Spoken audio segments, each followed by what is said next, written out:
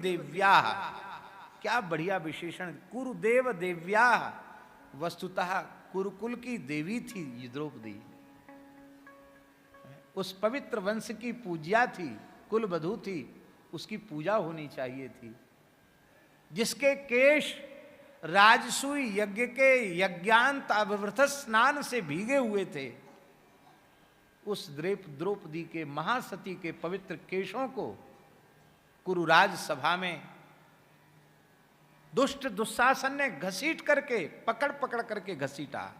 केशाभिमर्शम सुत कर्म गह्यम, उसके पुत्र का बहुत निंदित वह कर्म था, लेकिन दुख की बात थी नवारयामास, उसने एक बार भी मना नहीं किया कि ऐसा अत्याचार मेरी कुल वधू द्रौपदी के प्रति इस सभा में नहीं होना चाहिए। और द्रौपदी ने अपने आंसुओं के जल से अपने वक्षस्थल पर लगे हुए केसर कुंकुम को धो डाला था। वो केसर कुंकुम जो वक्षस्थल पर लगाया गया था, वो आंसुओं के जल से मिश्रित होकर के वो बह रहा था, टपक रहा था। और उस समय उस भरी सभा में दुशासन को आज्ञा दी गई कि तू इसे निर्वस्त्र कर और नग्न कर मेरी जंघा पर बिठा। उस समय भीमसेन ने कहा था, अरे दुष्ट दुर्योधन, तेरी जंघा पर पतिव्रता द्रौपदी नहीं, मेरी प्रचंड गदा बैठेगी जिससे तेरी जंघा विदीर्ण हो जाएगी, प्राण जाएंगे तेरे गदा के प्रहार से। मैं युद्ध में तेरी जंघाएं तोड़ूंगा जिन पर तूने द्रौपदी को बिठाने की प्रतिज्ञा की है। द्रौपदी तो नहीं बैठेगी, मेरी गदा बैठेगी तेरी जंघा पर।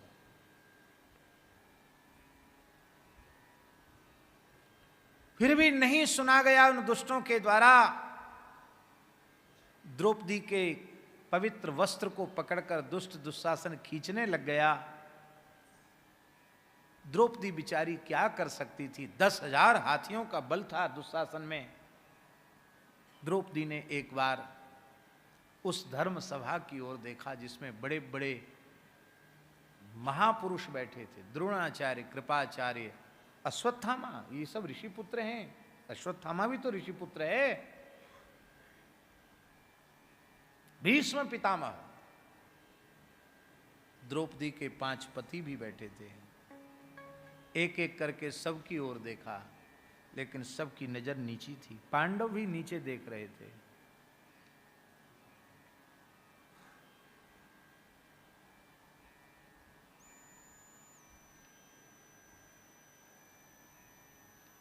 द्रौपदी ने देखा कि अब हमारी लज्जा यहां बचाने वाला कोई दूसरा है नहीं। दाक्षिणात्य एक आचार्य हुए हैं श्री पराशर भट्टाचार्य स्वामी, उन्होंने श्री गुण रत्न कोश नाम का ग्रंथ लिखा, जिसमें श्री जी की महिमा का विशेष रूप में वर्णन है, श्री जी के वैभव का वर्णन है। तो उसमें वो लिख रहे हैं कि द्रौपदी ने जब सबकी ओर देखा और सबकी नजर नीची थी, तब पुनः एक बार द्रौपदी ने कृपाचार्य की ओर देखा, फिर से देखा और केवल कृपाचार्य की ओर देखा। क्यों? आचार्य माने गुरु, और गुरुदेव की जैसी कृपा और किसी में होती नहीं है। गोस्वामी जी ने कहा, जय जय जय हनुमान गोसाई, कृपा करहु गुरुदेव की नाई। इसका मतलब गुरुदेव के जैसी कृपा गुरुदेव ही करते हैं। तो द्रौपदी ने मानो द्वारा नजर इसलिए मिलाई कि एक तो तुम आचार्य हो, अरे कुछ नहीं तो कुल गुरु तो हो, आचार्य हो, और फिर तुम्हारे नाम में कृपा शब्द जुड़ा हुआ है। तो कृपाचार्य ही कृपा नहीं करेंगे तो कृपा कौन करेगा? तो कृपाचार्य की ओर देखकर गुरुतत्व की शरणागति ली। कृपाचार्य के रूप में गुरुतत्व की शरणागति ली, और जैसे ही गुरुतत्व की शरणागति ली कि तत्व तो अखंड मंडलाकारम व्याप्तम येन चराचरम तत्पदम दर्शितम येन तस्मै श्री गुरवे नमः। गुरु तत्व तो व्यापक तत्व है, व्याप्तम येन चराचरम। तत्काल कृपाचार्य ने, अब वहां बोल तो सकते नहीं है, तो ये उंगली उठाई, संकेत किया। ये चित्त मलिन होता है तो चाहे भागवत सुन लो, चाहे महाभारत सुन लो, चाहे भक्तमाल सुन लो, चाहे गीता जी सुन लो, बोध नहीं होगा। और चित्त निर्मल होगा तो बोलने की जरूरत नहीं पड़ेगी, इशारे में ज्ञान हो जाए। द्रौपदी का चित्त इतना निर्मल है कि जो बात अर्जुन को 18 अध्याय गीता सुनकर समझ में आई, वो भी भगवान के समझाने पर सर्वधर्मान परित्यज्य मामेकम शरणम व्रज अहं त्वा सर्व पापेभ्यो मोक्षयिष्यामि मा शुचो, वो बात बिना गीता सुने द्रौपदी को इशारे में समझ में आ गई। एक उंगली देखकर समझ में आ गई, अरे तू अनेकों की ओर क्यों देखती है, तू एकमात्र श्री कृष्ण की ओर देख। वो परम भक्ता तो थी ही, और द्रौपदी ने दोनों हाथ ऊपर करके श्री कृष्ण को पुकारा, द्वारिका वासी कह करके पुकारा। ठाकुर जी वहीं थे, पर भक्त की वाणी को सत्य करने के लिए वहां से द्वारिका गए, पर द्वारिका से आए इसलिए थोड़ा सा विलंब हो गया।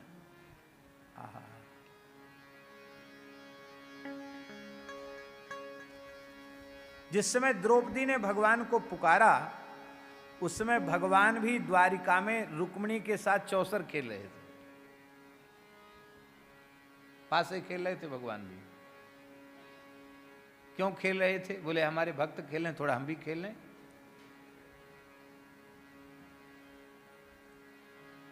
जैसे ही द्रौपदी ने पुकारा, भगवान उठ के खड़े हो गए।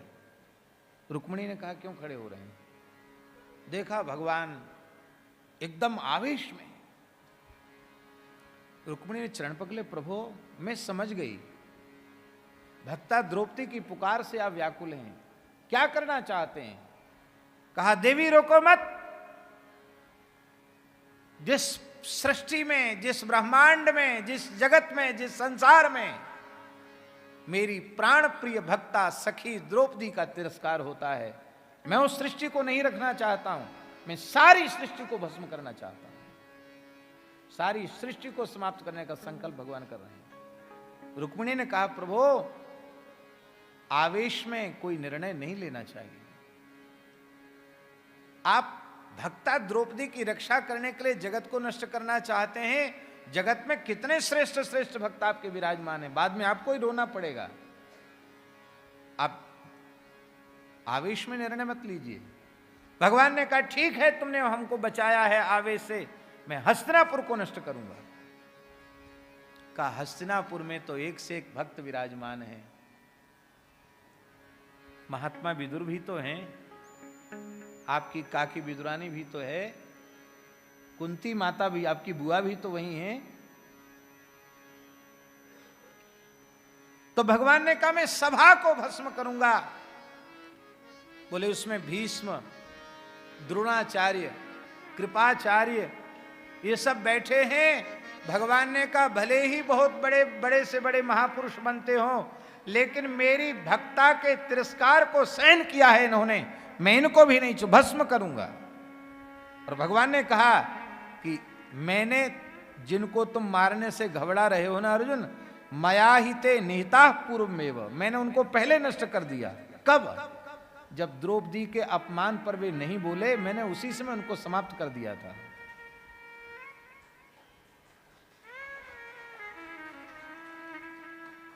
यद्यपि सब ठाकुर जी की लीला है, लेकिन यह प्रेरणा है कि इस प्रकार का अत्याचार अन्याय हो रहा हो तो बिना किसी संकोच के बोलना चाहिए। बहुत बड़ा अपराध था, तो मैं नहीं मान सकता, सभा को भस्म करूंगा। कहा नहीं प्रभु, ये भी ठीक नहीं, क्योंकि आप द्रौपदी की रक्षा करने के लिए सबको भस्म कर रहे हैं। अरे द्रौपदी का सुहाग भी तो वहीं बैठा है, पांचों पांडव भी तो वहीं बैठे हैं, वे भी भस्म हो जाएंगे तो द्रौपदी तो फिर सती हो जाएगी, वो महासती है, पतियों के बिना जीवित नहीं रहेगी, तो आपका उद्यम ही व्यर्थ हो जाएगा। इसलिए आप और कुछ विचार कीजिए, आप सभा को भस्म करने का संकल्प नहीं कीजिए। तो वो पंक्ति बाबा लिखने योग्य है। श्री पराशर भट्टाचार्य स्वामी कहते हैं, द्रौपद्याः परिभवम दृष्ट्वा, द्रौपदी का अपमान देखकर भी भगवान ने क्षमा कर दिया। कहते द्रौपद्याः मंगलसूत्र रक्षार्थम, द्रौपदी के मंगलसूत्र, द्रौपदी के संबंध से पांडव बचाए गए, वो भी नहीं बचने वाले थे। आहा। अच्छा एक बात बताओ, भगवान सबसे ज्यादा भीमसेन से प्रसन्न क्यों थे?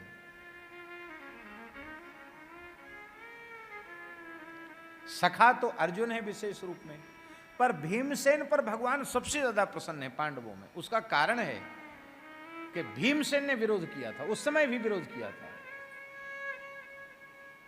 और रोते हुए कहा था आवेश में कि जिन हाथों से आपने द्रौपदी को दांव पर लगाया, लाओ अग्नि में उन हाथों को जलाऊंगा, मुझे भले ही पाप लगे तो लग जाए, मैं धर्मराज के हाथ से जलाऊंगा, इनको क्या अधिकार द्रौपदी को दांव पर लगाने का। भगवान ने कहा, भीम तुमने हमारा हृदय जीत लिया, मेरी भक्ता के लिए कुछ बोला तो सही। कोई नहीं बोल पाया, भीमसेन ने बोला। इसलिए लिखा है, पापम प्रणश्यति वृकोदर कीर्तनेन, भीमसेन का नाम लेने वाले के पाप नष्ट हो जाते हैं। ये भीमसेन का स्वरूप है। तो महाराज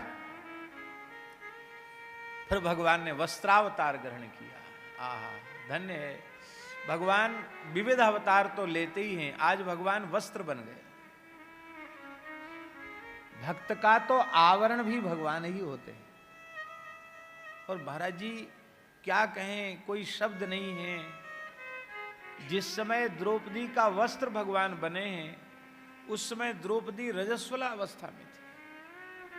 उस अवस्था में स्पर्श योग्य स्त्री शरीर नहीं होता है, लेकिन भगवान अपने भक्त से कितना प्रेम करते हैं। भगवान की दृष्टि में कोई अपवित्र है ही नहीं। ऐसा भक्तों से प्रेम करने वाला भगवान के अतिरिक्त और कौन होगा। एक वस्त्र धारण किए हुए थे द्रौपदी ने, और भगवान उनके वस्त्र बन गए। इससे अधिक और क्या हो सकता है।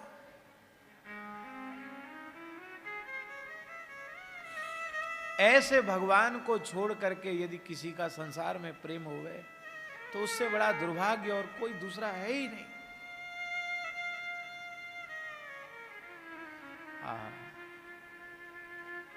दुशासन की भुजा थकित भई, घट्यो न 10 गज चीर। 10 गज चीर घटा नहीं, दुशासन की भुजाएं थकित हो गई। बोले कि उस समय द्रौपदी ने अपने सतीत्व के बल से